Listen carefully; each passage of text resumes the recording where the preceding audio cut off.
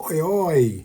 Dublin Racing Festival was, of course, the weekend just gone. There will clearly be lots of conversations now geared towards Cheltenham.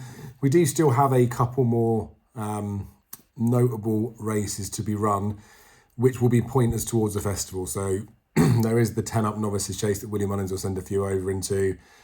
We've got a decent race at Nace this weekend. We've got Betfair Hurdle weekend, which may or may not. I mean, Ballyandy went there before he went and won the champion bumper.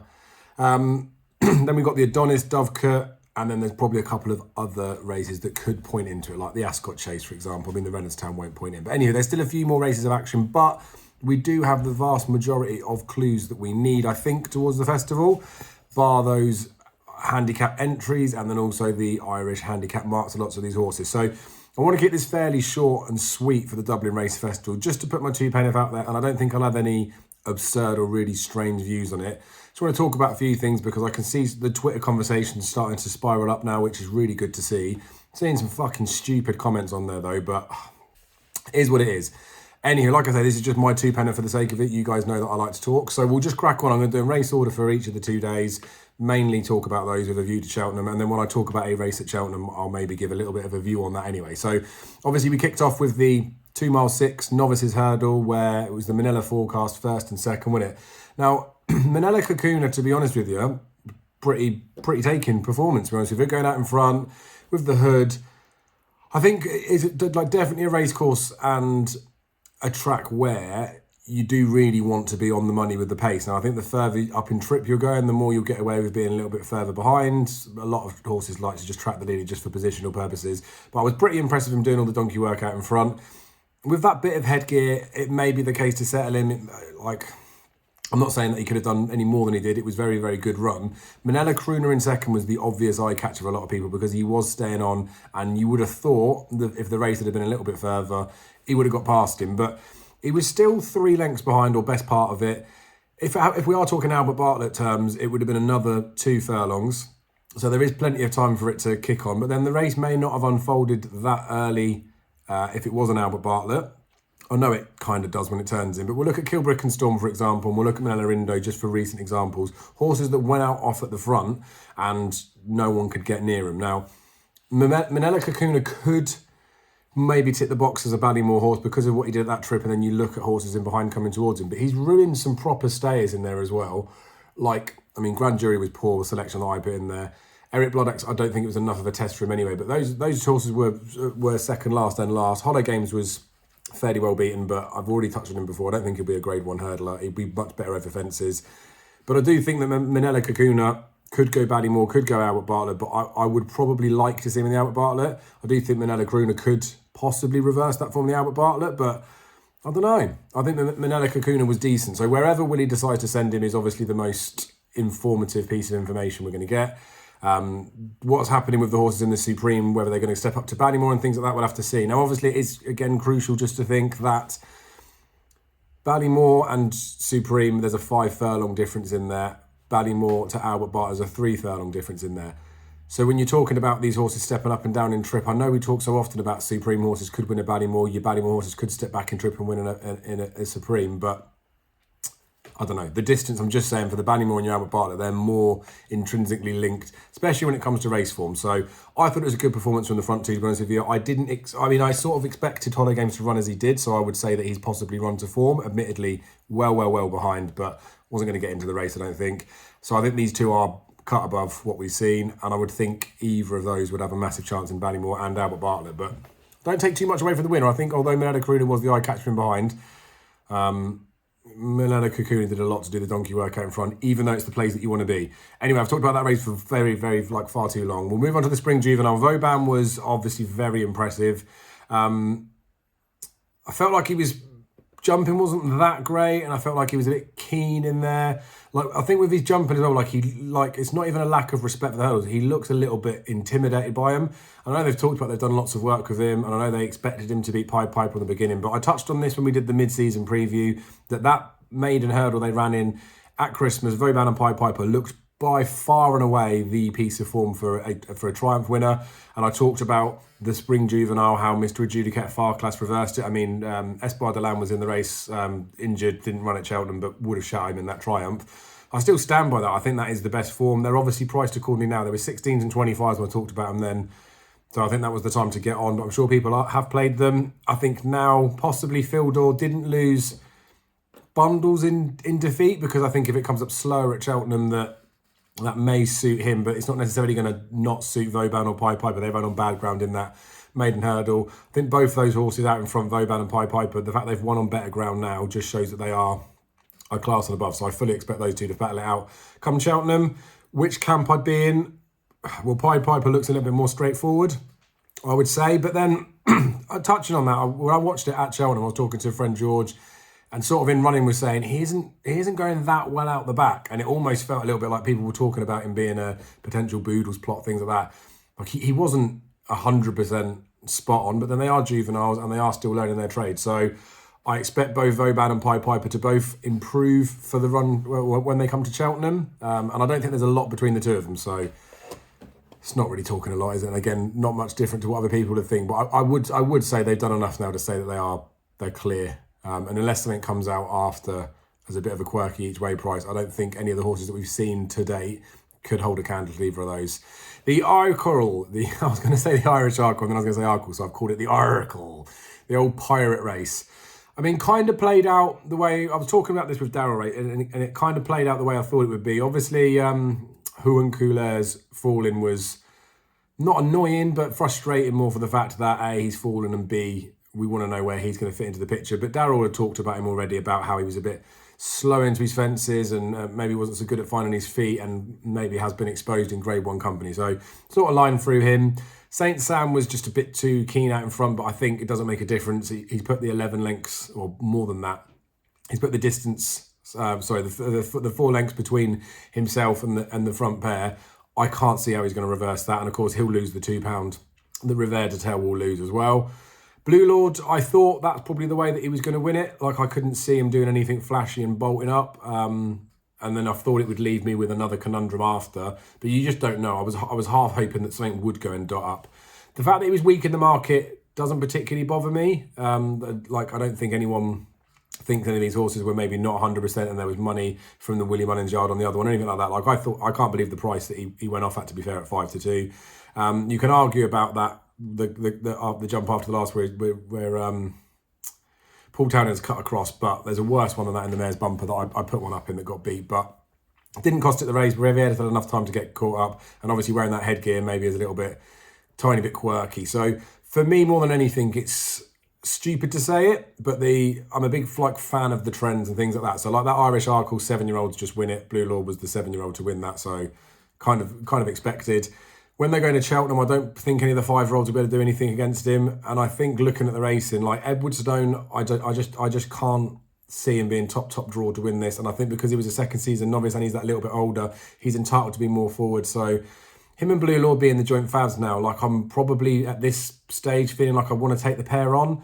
And I feel rude for even thinking about it. But I think Third Time Lucky is the one that's got all my focus at the moment. How to play him, I'm not 100% sure, because Willie tends to only run one in the Arkle anyway, so you'd think that would just be Blue Lord now. I just wonder how big the field's going to be. So you'd say Riviere de Tel's going to run, you'd say Blue Lord's going to run, you'd say Third Time Lucky, touch wood with injury and all that sort of stuff's going to run, you'd say Edwardstone's going to run, and then there may be a couple other ones that just run for the sake of it. So for pleasure for Alex Howe, for example, or do your job, but horses that haven't really got a chance. So it's going to cut up, I think.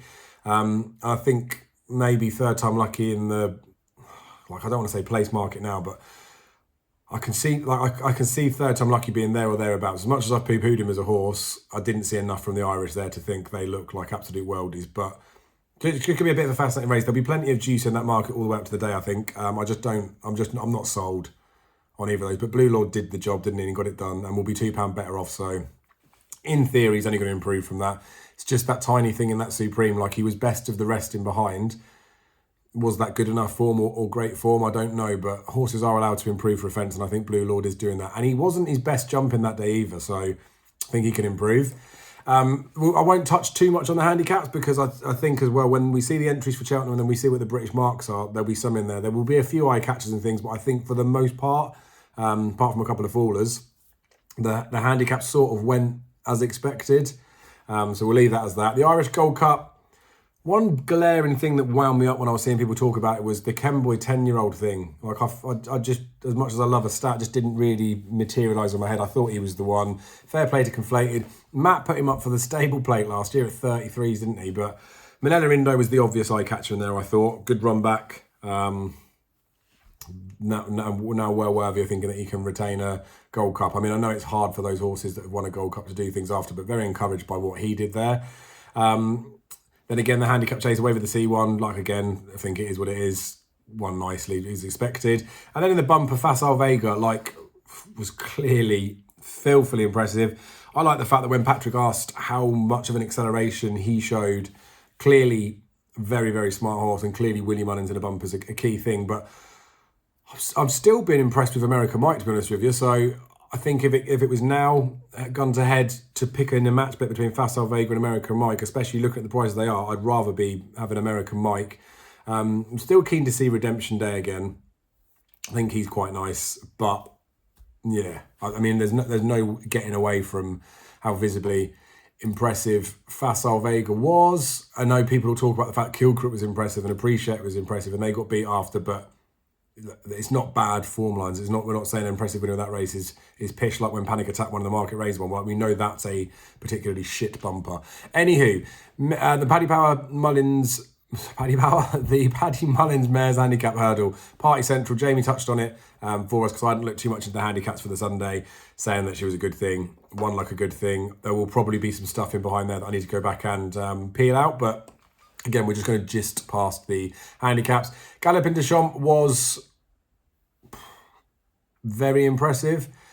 I feel like last year when Monkfish ran in the race, he wasn't like he was like obviously he was very good. I think he won it by 11, wasn't he? But I within his jump in there, I felt a little bit like when he was poor jumping at Cheltenham, I felt like I'd already sort of seen it with him. But the fact that he can get over and he can handle it doesn't bother me. So I like to see a novice do that. Galopin Des Champs was the same. Like maybe it was a little bit messy over a couple, but as a novice is allowed to be, and he sorted himself out. So I like Galopin Des Champs. I think it was a complete performance. There was comments after from some of the jockeys saying they can't believe how fast they went, especially for that trip. Whether that like alludes to anything when we're talking about the distances at Cheltenham or not, I don't see that as the case. I think Galopin Des Champs, I know people will say he was keen in the early parts of that race, but maybe it's because they were just going so fast. He was just like, all right, we're already in a bit of a race. I've got no qualms with Galopin Des Champs over either trip. I do still think though that he's an RSA horse. I just think he is. I know we need to stay, and people talk about the stamina, all those sort of things for an RSA, but I liked Galopin Des Champs' performance. I haven't got any anti-post bets on the season. We'll know that. I know he was favourite for the race, and like he could go either way. Like I think he's that sort of a horse, but I don't see any reason why people were saying don't run an RSA because it ruins horses. There's an illustrious list of RSA runners, not even just the winners, that have then gone on to go and win a Gold Cup or win prestigious races after. So Willie Mullins knows what's best to do with him. They'll leave it till nearer the time, as you might as well do. They'll see where other horses are going. I've noticed that Ahoy Senior may even skip Cheltenham. They're talking about maybe plotting the plan for Aintree. Obviously, Nichols is going to run Brave Man's Game this weekend, probably in the handicap, with a view to Cheltenham. I still wonder whether he might drop him back in trip. But I think a lot of these horses, there's a few of them that could slot into different trips. Your Brave Man's Game, you Galopin Des Champs and Bob Oddinger. Bob Odinger's setting the turners as far as I'm concerned. Galopin Des Champs will go for the RSA as far as I'm concerned. And then it's just Brave Man's Game's choice of which one he wants to take on, I guess. So thought that was just nothing to knock. Very, very good performance. And we've got to remember that was against some decent horses, whereas first time up he ran against nothing. Like second start over fences in public, only a 6-year-old. World's his oyster, really. Dublin Chase, as expected. Chacun Pour Soi was much better. Dunvegan's run an absolute cracker considering he only wins right-handed. I've long said that Chacun Pour Soi was the best 2-mile chaser in training, which is why he was such a good bet at Punchestown. It's just like there is the question marks in and around Cheltenham and things like that. But I'd talked to a friend saying that he was the bet in the champion chase market, given he was 14-1 before he ran at Leopardstown. Admittedly, that wasn't non-runner no bet, so I think he was probably 8s non-runner no bet. But you look at that thinking that if he flops there, they'll swerve Cheltenham. I know Willie wants to win the champion chase, but they'll swerve it. And if he does win, he's going to shorten up a bit. And given the way that the race is going to look, Shishkin and Ergamine and then Chacun Pour Soi, you would argue that maybe those two, Shishkin and Ergamine, are the front two and it's only third place up for grab. But I don't think there's many people that would have thought that Chacun Pour Soi wasn't going to win at Cheltenham as they jumped the last. Just those last few strides, and obviously it is an incline, it just got to him. So I wonder with him, I wonder, there's things they can change. They sent him over the Tingle Creek, wasn't the travel per se on that day, but they could get him over a couple of weeks early if they wanted to get him acclimatised. Like, they'll try something different. He's a 10-year-old, they're going to make things happen. And I think the fact they've got Energamine as like the backup, even though Chacun would be classed as the backup, I'd be confident that he's going to give it a bold show. So I'm buzzing to see that. And it was just nice to see him go and do what he did. Birchdale was like well fancied, plotty, looked good, won, didn't it? Honeysuckle, she really impressed me. Tiny bit sloppy. Like Zana here ran really well considering he made an absolute hash of the first. I know people will say that Echoes in Rain was eye-catching, but I thought as they turned in, and it's a long run in after that, I thought Echoes in Rain was going to go past Zana here, and she didn't. So I don't know what they were trying to achieve with that. I think you're half a length away from winning 20,000 extra euros. And what difference is it going to make to your rating really in the grand scheme of things? You're half a length behind. They're going to say that she's run to a level as Anna here, minus the £7. So the fact that she doesn't go by, I don't like. I get that she could be county bound. I get that the Arctic Fire thing, we talk about like maybe the classier horses, and she is still like learning with her racing, but I don't like the fact she doesn't go past things. So stop it with the Echoes in Rain talk for now, please.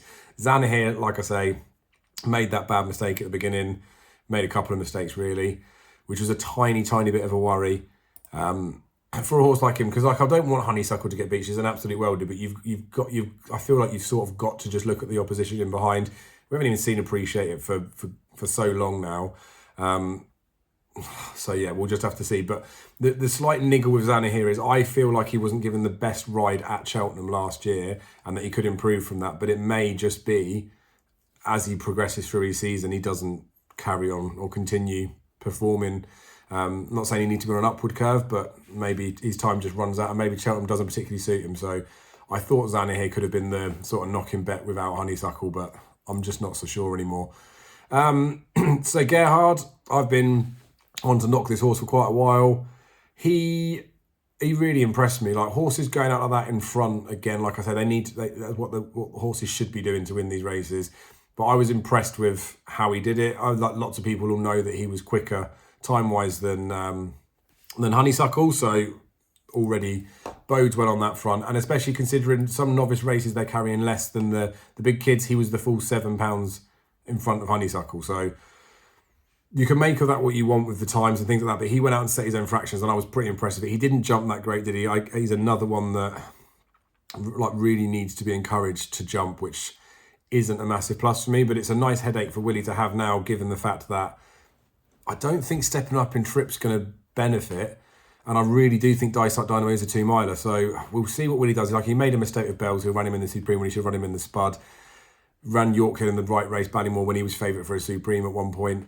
I'd like to see Sir Gerhard go in the Supreme personally, but Willie knows better than I do. I think it was a really good performance, to be honest with you.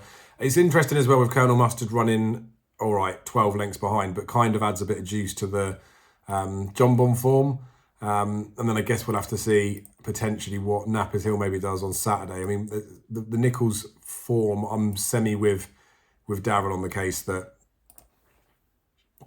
your trainer form goes a bit in and out. Like, you don't trust it unless there's a significant reason. And it sounds like with Nichols investigating, there could be a reason behind it.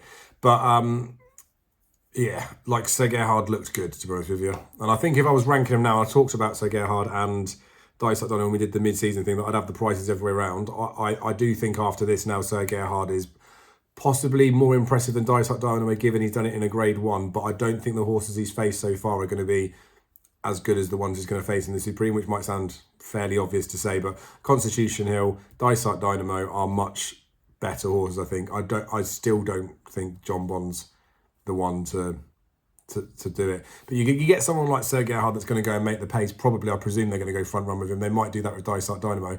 Just be interested to see how they make the race shape up. But no real much closer to working out which races they might run these two in. But Willie did say at the start of the season, didn't he? Sir Gerhard was Ballymore and Kilcrook was Supreme. We'll just have to see. The Liffey Handicap Hurdle, again, I'm only going to quickly go through these, but I backed Magic Tricks, I think a few people did. Call Me Lyrene was put up by Josh Stacey. Well done, Josh. Seemed to go okay. One I need to watch back as well, but was what it was. And then the Mare's Bumper absolutely ruined me this race, did I?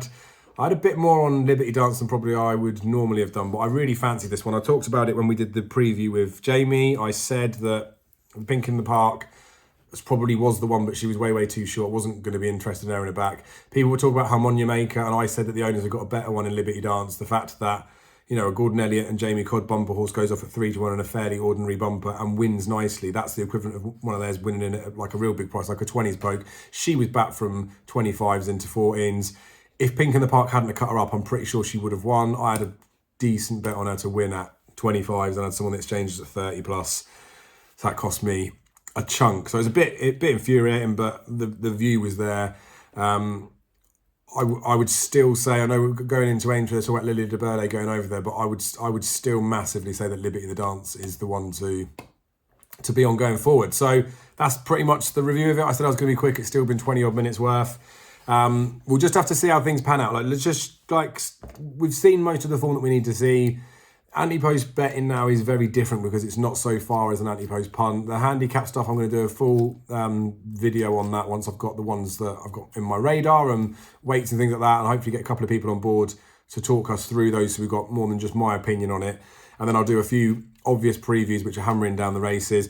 This year with me not doing the anti-post punting, I will do some different recording on the week. So I'll be playing Betfair, Exchange, on the day or the night before. We're sticking some different trades in and it'll be a different experience. It won't be the typical bet load, look at my anti-post bets, but I will openly share with you how I get on every single day with pretty much every single, maybe not every single bet, but every single race, how I staked it and how it panned out. So be lucky, thanks for your support and see you soon.